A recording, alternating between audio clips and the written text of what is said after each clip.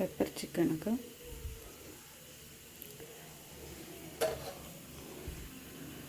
ஒரு பட்டை, ஒரு கிராம்பு, கொஞ்சம் பெருஞ்சீரகம் போட்டு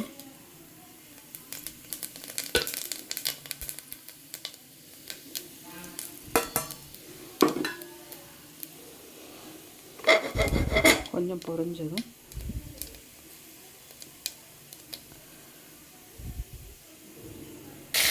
சிக்கனையும் போட்டு ஒரு பரட்டை அந்த எண்ணெயில் ஒரு பரட்டிட்டு ஒரு அரை ஸ்பூன் மஞ்சள் தூள் போட்டுக்கோங்க. 1/4 ஸ்பூனுக்கு கொஞ்சம் கூடுதலாக மல்லிப்பொடி அதையும் போட்டுட்டு ரெண்டையும் போட்டு நல்லா பரட்டி விட்டுருங்க. ஒரு டேபிள் ஸ்பூன் அளவுக்கு பெப்பர் அதையும் போட்டு பரட்டிடுங்க. ஒரு பரட்டிட்டு ஒரு 1/4 ஸ்பூன் தண்ணி தெளிச்சமான அவ்வளோதான்.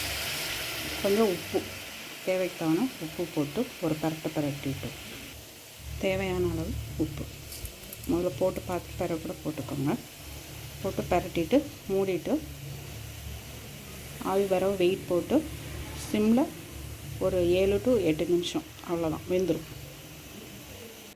குக்கரை எடுத்தோம்னா இப்படி கொஞ்சம் தண்ணி விட்டு நல்லா வெந்திருக்கு. இதை தனியாக ஒரு கிண்ணத்தில் எடுத்து வச்சுட்டு வடைச்சட்டியில் அடுத்து கொஞ்சம் பண்ணுவோம். இந்த குக்கரில் சிக்கன் மிளகுக்கு போட்டு எல்லாம் வேக வச்சுருந்தோம் இல்லையா, அது வெந்துருச்சு, எடுத்தாச்சு, தண்ணியோடு இருக்குது. இப்போ ஒரு வடைச்சட்டியில் எண்ணெய் ஊற்றி ஒரு பச்சை மிளகாய் சும்மா டேஸ்ட்டுக்கு,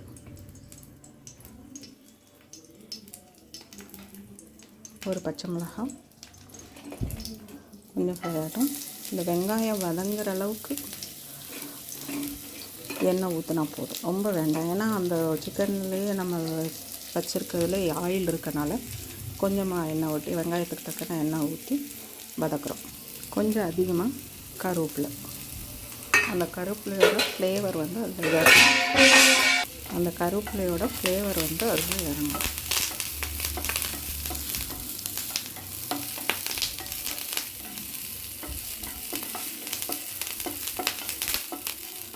கொஞ்சம் கண்ணாடி பதம் வந்தால் போதும், ரொம்ப வதங்கணும்னு அவசியம் கிடையாது. இது ஒரு ஃப்ளேவருக்காக தான் இது பண்ணுறது, அவ்வளோதான்.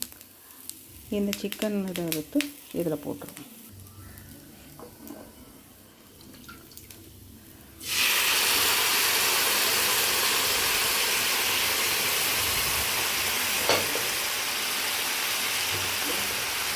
முடிஞ்சிச்சு. ஊற்றிட்டு நல்லா வற்றவும் கொஞ்சம் மேலே பெப்பர் லாஸ்ட்டு போட்டு ஃபைனலாக போட்டு இறக்கிட வேண்டியது.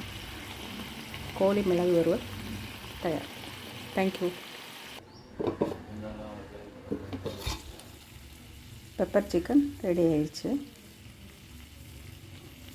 கொஞ்சம் எண்ணெய் கக்கி வெளியில் வந்தோன்னா கொஞ்சம் வெளியிலலாம் எண்ணெய் தெரிஞ்சோன்னே ஆஃப் பண்ணிடலாம், அவ்வளோதான். லாஸ்ட்டு கொஞ்சம் பெப்பர் தேவைப்படுதுன்னா இப்போ டேஸ்ட் பார்த்து லைட்டாக மேலே தூவி ஒரு பரட்டிட்டு முடிச்சிடுங்க, அவ்வளோதான். Pepper chicken ready. தேங்க்யூ.